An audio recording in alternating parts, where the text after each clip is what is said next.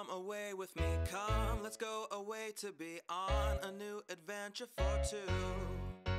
We can fly across the ocean or take a train together, I don't care as long as it's beside you. Take a road trip in a car, we'll get lost and go too far, while on the beaches we will watch the sunrise.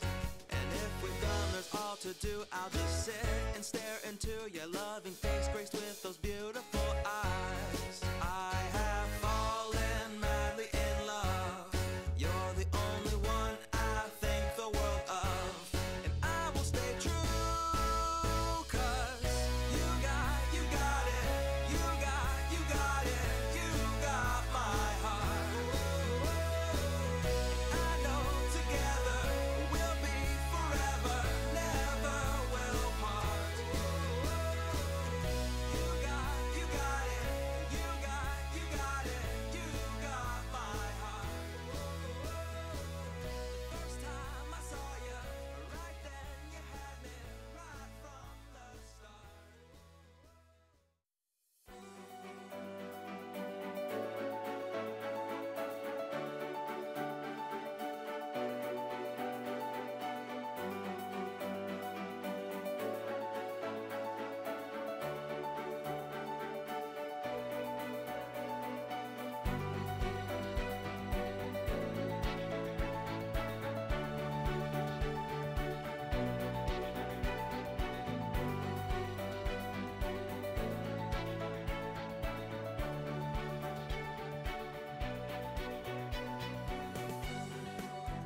Sziasztok!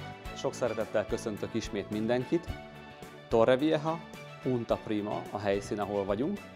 Emlékezhettek rá, hogy mutattunk itt már videókat, például a Korona ékszernek nevezett projekt, amiről forgattunk anyagot. Nem véletlenül vagyunk ismét itt. Meg fogjátok látni az egész csomagot egy használt ingatlanon keresztül, szembeállítva nyilván egy újnak az árával, hogy nem véletlen, hogy ide jöttünk vissza, és annyit hozzá is tennék egyből, hogy nem titok, minden állításomat a legkönnyebb alátámasztani egy mondattal az elemzéseim után. Én biztos, hogy ezen a környéken fogok ingatlant venni.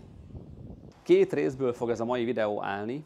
Bemutatjuk egyrészt ezt az ingatlant belülről, a hozzátartozó kerttel együtt, de bemutatjuk a környezetét, a strandot, az utcát, az utcákat, és egyébként még egyszer megmutatjuk a bevásárlóközpont részt, csak amiatt, hogy egy kicsit mindenki tudjon vele ismerkedni, hogy miért mondom én azt, hogy nagyon-nagyon-nagyon egybe van itt minden, és egy fontos pont, ez egy nagyon exkluzív, kertvárosi, tengerparti övezet, hiszen itt vagyunk a víztől 150, legyen 250 méterre.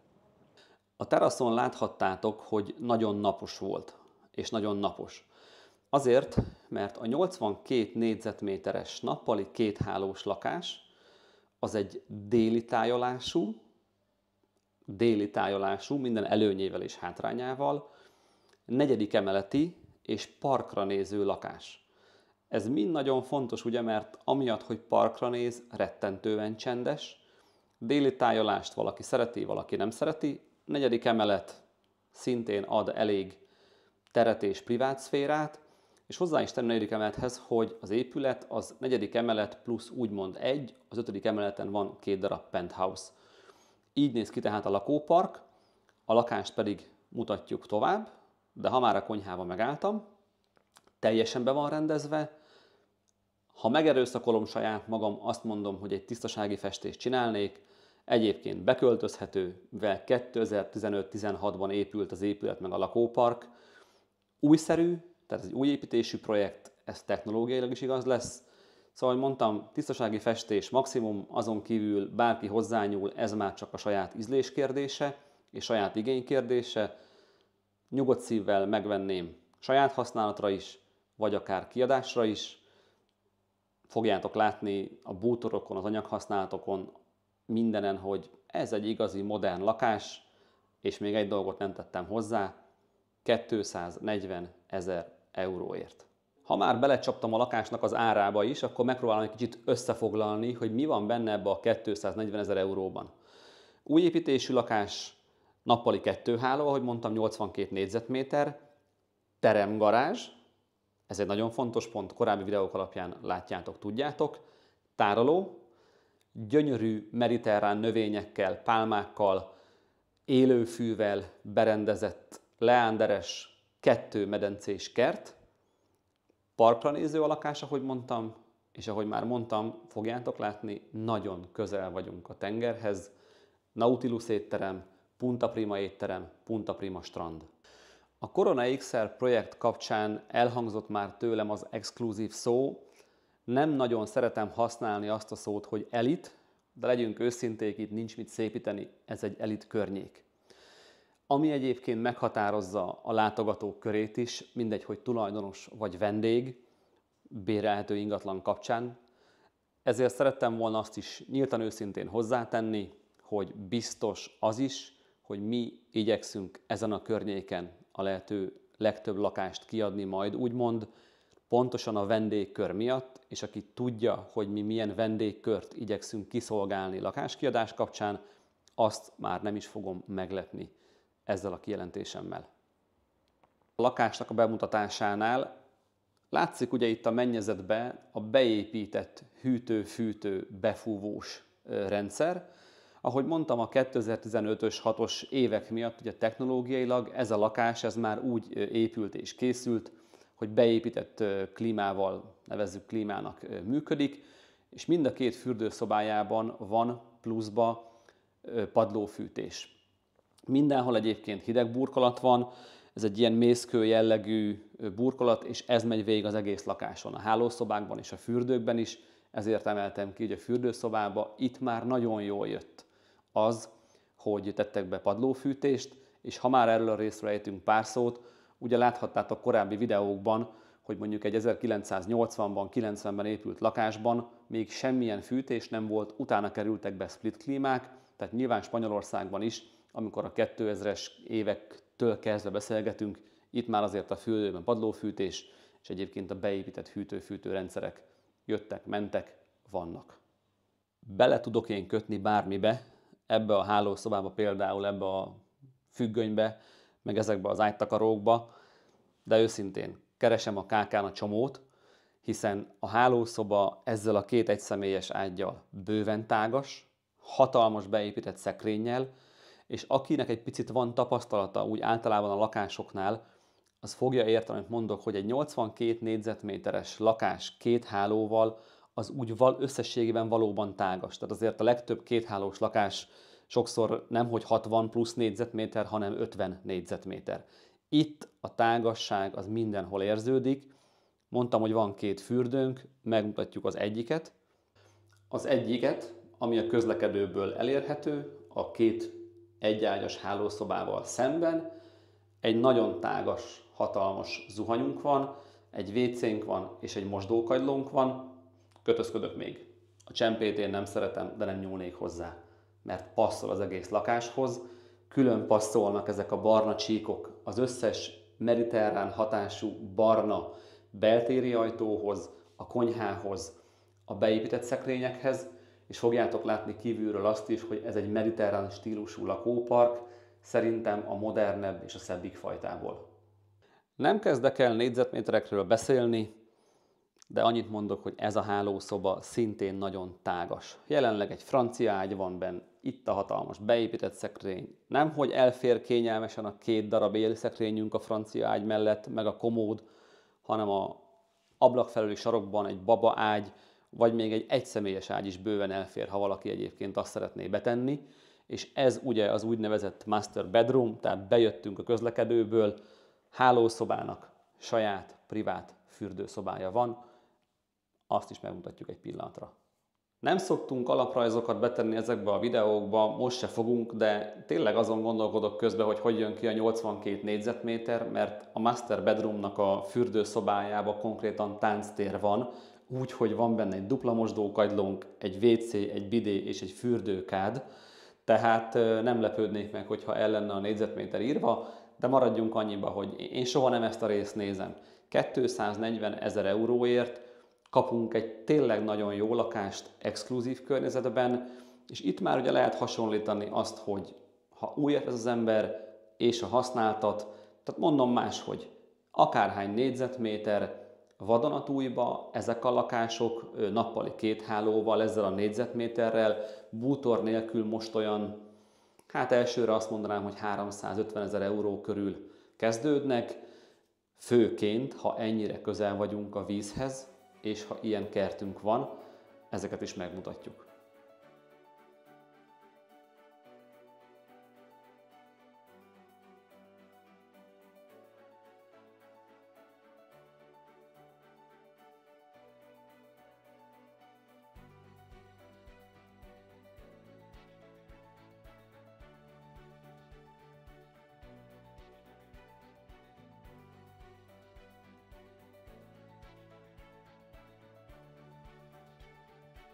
Lejöttünk közben a kertbe, hát azt gondolom, hogy ehhez nem kell sokat tennem, vagy hozzátennem, hogy pontosan fogalmazzak, már beszélni sem tudok pontosan a környezet miatt.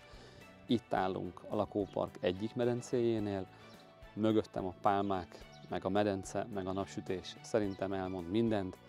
Na jó, egy dolgot hozzáteszek, ami most nem látszik, 24 órás portaszolgálatunk van, és az egész kert be van kamerázva. Ahogy mondtam, a videó második részében megmutatjuk a lakóparknak meg a lakásnak a környezetét. És éppen, hogy csak kijöttünk az épületből, rögtön mellettünk itt a sarkon van egy park, élőfűvel, pálmafákkal, ott van egy kis szökőkút, van egy kisebb pálmaerdő, mediterrán növényzet és gyönyörű utca és környezet. Azok számára, akik nézegetik a videóinkat, elmondok 2 másik dolgot. A környezet miatt. Nem csak azt, hogy tiszta az utca, Torreviejához tartozik, jó az aszfalt, lehet biciklizni, görkorizni, és nincs egészen akkora forgalom, hogy ezt ne lehessen megtenni, hanem hozzáteszem azt is, hogy az ominózus decemberi videóm, ami arról szólt, hogy csak 2 percre van gyalog a tenger attól a projektől, vagy éppenséggel a koronaékszeres projekt, ezek mind itt vannak most tőlem. 150 méterre a telek, meg a projektnek az egyik oldala, és arra mögöttem gyakorlatilag dél-kelet felé a Korona Ékszer nevű projekt, tehát gyakorlatilag benne vagyunk a második sorban a víztől. Jó, tehát ezért mondom, hogy a környezet nagyon-nagyon-nagyon kellemes, kertvárosias, de egyúttal tengerpart. És hogy miért áradozok ennyit erről az egészről, ettől a lakástól körülbelül 300 méterre jöttünk át egy olyan parkba, ami egyébként korábban egy kicsi golfpálya volt, de nem ez a bolti mini golfpálya műfűvel, hanem élőfűvel, élő pálmákkal, élő tavakkal, ahol a lányaimtól tudom, hogy jelenleg minimum 9 darab teknős él, apukák, anyukák, gyerekek, aranyhalakkal. És ez a park jelenleg a kertészektől is tudjuk, és most is vannak körülöttünk, fociznak, golfot gyakorolnak, gyerekek játszanak. Tehát egyébként hivatalosan nincs kinyitva és megnyitva, de használható mindenki számára. Tehát ismét csak a környezet. Itt ez valami álom, ezen nincs mit ragozni és nincs mit szépíteni.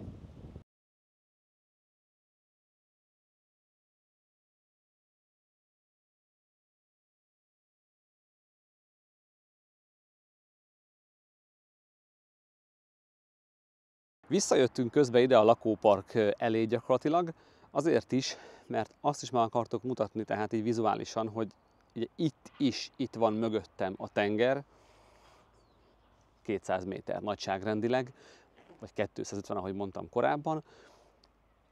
Ennyi volt tehát a park távolság, ez a 50 másodperc séta, és most pedig akkor átmegyünk a Punta Prima strandhoz, ami szintén itt van, hát légvonalban 400 méterre, megmutatjuk gyorsan.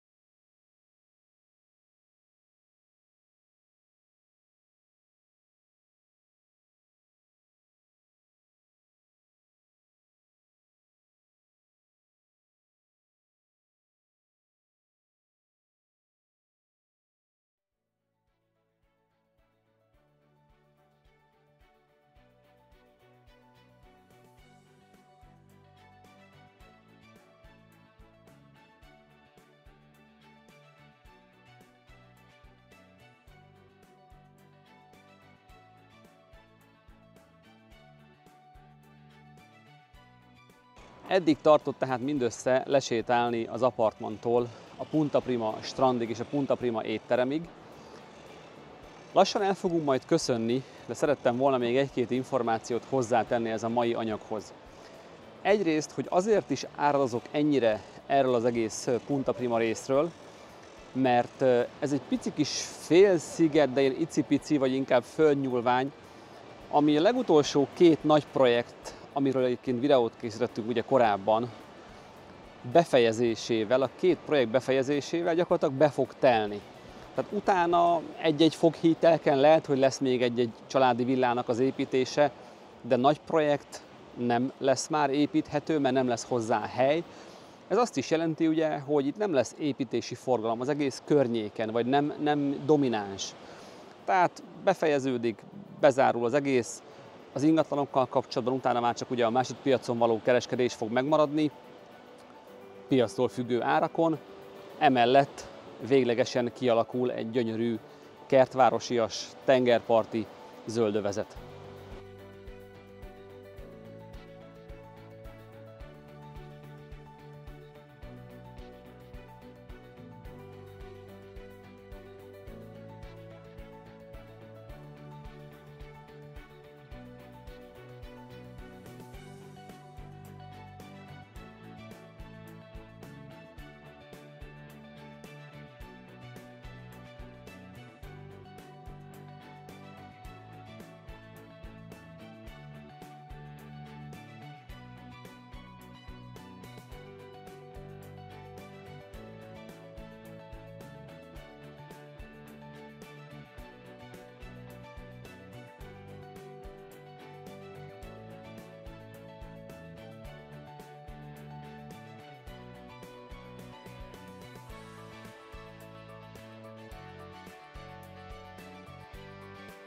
Bármennyire úgy tűnhet, nincs nekem semmilyen fétisem a bevásárlóközpontok vagy a plázák felé, de azért is jöttünk be most ide elköszönni, mert utaltam már többször rá, hogy ez a bevásárlóközpont milyen, meg milyen jó, meg milyen nagy.